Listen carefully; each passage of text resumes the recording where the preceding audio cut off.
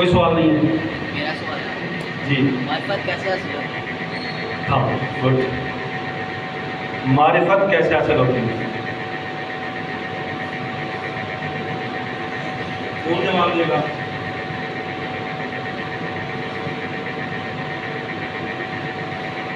معرفت کے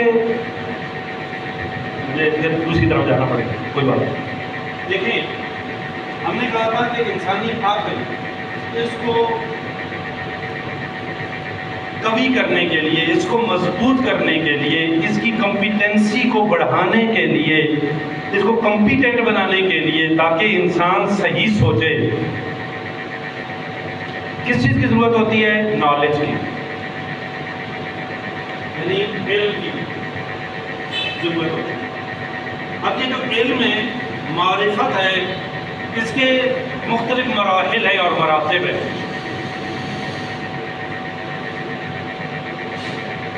علوم کی ٹیکسانومی نے اس کو 6 مراحل میں تقسیم کیا ہے، لیکن ہم اگر عام طور پر یعنی سرسری نگاہ سے بھی دیکھیں تو 2-3 مرحلے ہمیں بنتے ہوئے نظر آتے ہیں. مثلا سب سے پہلے معلومات، انفارمیشن.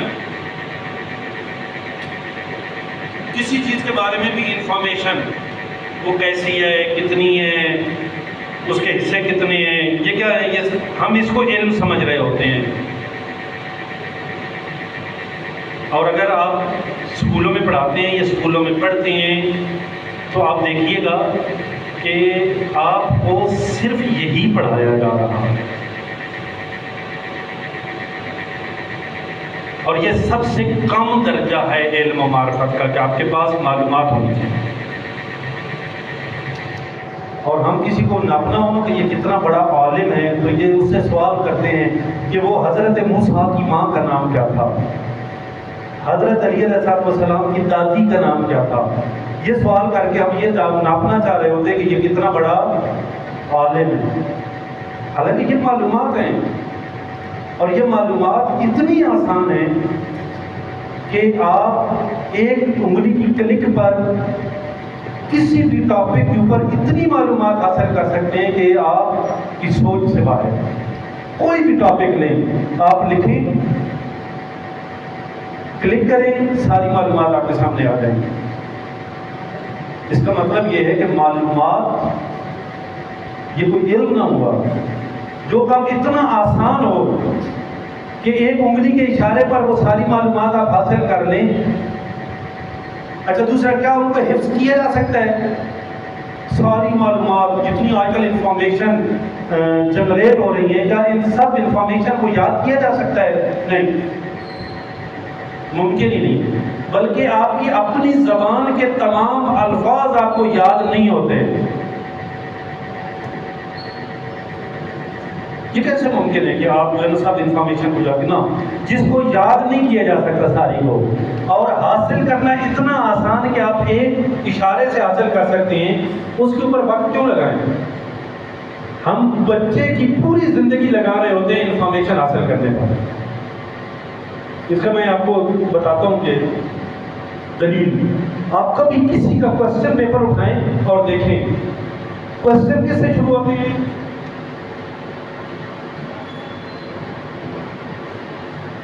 وٹس. 90% سے زیادہ کوسچن وٹ سے شروع ہو رہے ہیں.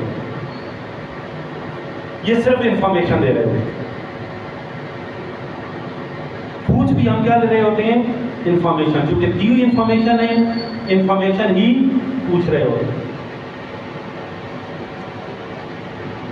کنسپٹ. دوسرا مرحلہ ہے کنسپٹ کا، کہ آپ کو اس چیز کا کنسپٹ کا، تصور کا پتہ کہ وہ ہے کیا، اس کی حقیقت کیا ہے، وہ کام کیسے کرتی ہے، وہ کیوں ہے. وائی اور ہاؤ، یہ کوشچن بہت کم ہوتے ہیں، اس لیے کہ یہ چیزیں کنسپٹ دے رہی ہوتی ہیں. کنسپٹ کے بارے میں کوشچن کرنا ہوتا، آپ پوچھتے ہیں کہ یہ کیوں ہے، یہ کیسے ہے. 1935 کا بنا ہوا ایک 5ویں کلاس کا پیپر میرے سامنے آیا، میں حیران ہوا کہ واقعاً بہت کنسپچول، پریکٹیکل، اور آج کی صورتحال کے ساتھ اگر موازنہ کروں تو ہم نے ترقی نہیں کی، ہم تنزلی کی طرف گئے، ہم پیچھے گئے۔ معرفت صرف معلومات کو نہیں کہتے، چیز کی حقیقت کو جاننا یہ معرفت ہے۔ اب معرفت حاصل کیسے کی جا سکتی ہے؟ خدا نے بتایا ہے کہ معرفت حاصل کرنے کے لیے تمہارے پاس 2 راستے ہیں، آیات انفس اور آیات آفاق۔ اپنے اندر غور کرو، جب خود کو پالو گے تو خدا کو پالو گے۔ من عرف نفسہ فقط عرف ربہ، جس نے اپنے آپ کو پہچان لیا اس نے اپنے پروردگار کو پہچان لیا۔ کائنات کے اوپر غور کرو، کائنات کے اندر جو خدا کی نشانیاں ہیں ان کے اوپر غور کرو، خدا تک پہنچاؤ۔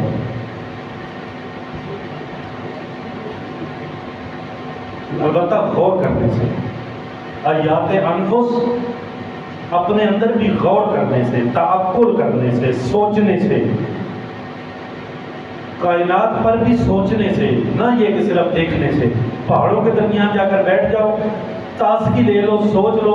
بلکہ پاکستانیوں کا تو مزاج یہ ہوتا ہے کہ وہاں پر بھی کھانے کے بارے میں سوچ رہے ہوتے ہیں کہ یہاں بیٹھ کر یہ کھایا جاتا تو کتنا مزہ ہوتا، وہاں پر بیٹھ کر بھی نہیں سوچتے کہ وہ یہ کیسے بن گئے، کیوں بنایا گیا ان کو، ان کے درمیان ربط کیا ہے۔ اگر ان سب چیزوں کے اوپر انسان غور کرنا شروع کر دے، غور کرنے کی عادت بچپن ہی میں ماں کو اور ٹیچر کو ڈالنی چاہیے۔ غور کرنے کی عادت، میں مثال دیتا ہوں کہ آپ فرض کیا اول کو سلیبس اس دنیا پہ بننا ہونا چاہیے کہ سبق ہے، سبق کے اندر انفارمیشن دی ہوئی ہے یا کوئی سٹوری ہے اس کے اوپر ہے۔ ایکسرسائز کے اندر 3 کوسچن ایسے ہونے چاہیے کہ جو اسی سبق سے، کم از کم 2 کوسچن ایسے ہونے چاہیے کہ جو ڈائریکٹ سبق سے نہ ہو۔ سبق پڑھنے کے بعد خود بچہ ان چیزوں کو نکال سکے، اخذ کر سکے، غور کرے۔ بچے کو کہا جائے غور کریں اور پھر بتائیں کہ یہ کیوں ہوا۔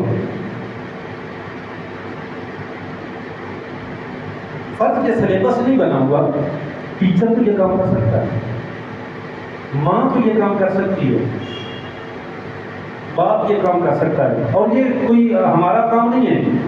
بچہ جب 9 سال کی ایج میں پہنچتا ہے اس کے بعد بچہ کوسچن کرنا شروع کر دیتا ہے، یہ کیوں ہے، یہ کیسے ہے۔ کبھی غور کیا آپ نے؟ اس سے پہلے بچہ سوال کر رہا ہوتا ہے، پاپا یہ کیا ہے، ماما یہ کیا ہے، یہ کیا ہے، یہ کیا ہے، یہ کیا، یہ کوسچن کر رہا ہوتا ہے۔ 8 سال کے بعد اس کے کوسچن چینج ہونا شروع ہو جاتے ہیں۔ اب وہ پوچھتا ہے یہ کیوں ہے، اب وہ ریشنل بننا چاہ رہا ہوتا ہے، خدا نے اس کے اندر صلاحیت رکھی ہے کہ وہ ریشنل بن سکتا ہے۔ یہ کیسے ہے، مطلب وہ خود کہہ دیتا ہے کہ میں کیوں پیدا ہوا، میں کیسے پیدا ہوا۔ ہم کیا کرتے ہیں، خدا کیوں ہے، خدا کیسے ہے، ہم اس کو اس کی عقل کے مطابق جواب نہیں دیتے۔ اول تو اس کو خاموش کرا دیتے ہیں، اس کو کہتے چپ کر، ایسے سوال نہیں کرتے۔ ایک دفعہ وہ بےعزتی برداشت کرے گا، دوسری دفعہ بےعزتی برداشت کرے گا، تیسری دفعہ کرے گا، چوتھی دفعہ وہ سوال نہیں کرے گا۔ جب سوال نہیں کرے گا، آپ نے اس کو ڈانٹ دیا، جھاڑ دیا، ٹیچر نے اس کو کہہ دیا کہ تم فضول سوال کرتے ہو، یہ بھی کوئی سوال کرنے کا ہے بھائی، اس کے ذہن میں سوال آیا ہے تو اس نے کیا ہے، اب اس کا جواب اس کو چاہیے۔ آپ کے پاس اس دن نہیں ہے تو آپ کہیں کہ بیٹا کل جواب دوں گا، سوچے اس کے اوپر، سوچ کر اس کی عقل کے مطابق، اس کی ایج کے مطابق اس کو جواب دیں، تاکہ اس کے اندر یہ جرات پیدا ہو کہ وہ بعد میں بھی آپ سے کیوں کے کوسچن کر سکے، کیسے کے کوسچن کر سکے۔ کوسچن کا باب جب آپ بند کر دیتے ہیں تو آپ بچے کو ڈب کر دیتے ہیں۔ یہ انسان نہیں بن سکے گا، یہ حیوان ہی بنے گا۔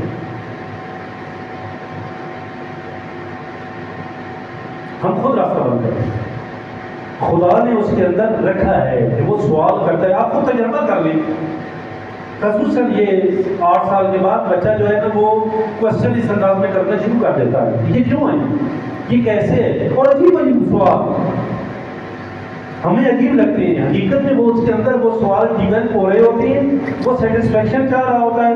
ہم جب اس کو سیٹسفائی نہیں کر سکتے تو وہ سوال کرنا چھوڑ دیتا ہے، پھر ان کے جواب کو کہاں سے لیتا ہے؟ احساسات و جذبات، وہ خود سوال کا جواب بنا لیتا ہے، یا پھر وہ کہتا ہے کہ دفعہ کرو یار، نہیں کیا پڑھی ہے بس اس کی عادت پھر مضبوط نہیں ہے۔ سلیبس ہونا چاہیے اس سطح کا کہ بچے کو سوچنے پر مجبور کرے۔ کبھی آپ قرآن کو اس نگاہ سے پڑھیں کہ قرآن کی کتنی آیات کے اندر خدا نے صاحب فکر لوگوں کو مخاطب کیا ہے، سوال چھوڑ دیے ہیں جن کے جواب خود ڈھونڈو۔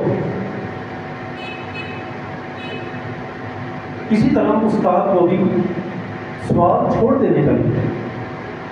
ہمارے استاد بزرگوار میں وہ فرماتے ہیں کہ بہترین سکول وہ ہوتا ہے کہ جو جواب نہ دے، سوال پیدا کر دے۔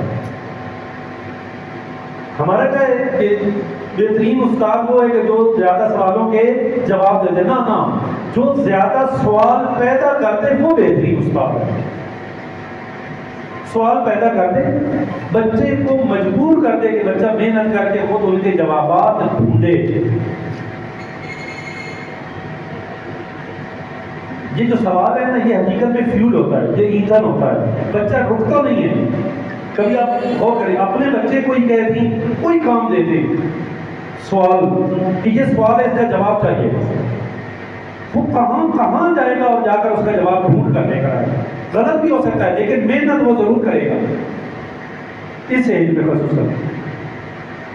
تو بچے کے اندر سوال پیدا کریں، سوال بچہ کرے تو اس کا بہترین انداز میں اس کو سیٹسفائی کر کے جواب دیں۔ یہ بالکل نارمل فطری طور پر انسانی فطرت کی تکمیل کے لیے خدا نے پیغمبروں کو بھیجا ہے، استادوں کو بھیجا ہے۔ فطرت انسانی کی تکمیل کریں، فطری طور پر انسان کے اندر سوالات پیدا ہوتی ہیں، یہ ریشنل کرنا چاہ رہا ہوتا ہے، فلاسفیکل تھنکنگ پیدا ہوتی ہے اس بچے کے اندر، کرٹیکل تھنکنگ پیدا ہوتی ہے جس کو ہم بند کر دیتے ہیں، اور صرف انفارمیشن دے کر ہم سمجھ رہے ہوتے ہیں کہ ہم نے بچے کو علم دے دیا، معرفت دے دی۔ یہ علم اور معرفت نہیں ہوتی، جس سے معلومات ہوتی ہیں جو اتنی آسانی سے مل سکتی ہیں کہ اس کے اوپر زندگی ضائع کرنے کی ضرورت نہیں۔ جہاں تک بات کلیئر ہو گئی، اب آتے ہیں ہم اس موضوع کے اوپر کہ بچے کی پرسنالٹی کو ڈیولپ کرنے کے لیے معصومین علیہ الصلوۃ والسلام نے کیا قوانین بتائے ہیں۔ میں چند ایک چیزیں آپ کی خدمت میں پیش کرتا ہوں کیونکہ وقت بھی ہمارے پاس زیادہ نہیں ہے، ہم نے 12:15 بجے تک اس کو ختم بھی کرنا ہے کیونکہ پھر نماز کا ٹائم ہو جائے گا اور آپ بھی تھک گئے، جو زیادہ تھک گئے وہ سب بات پڑھ لیں،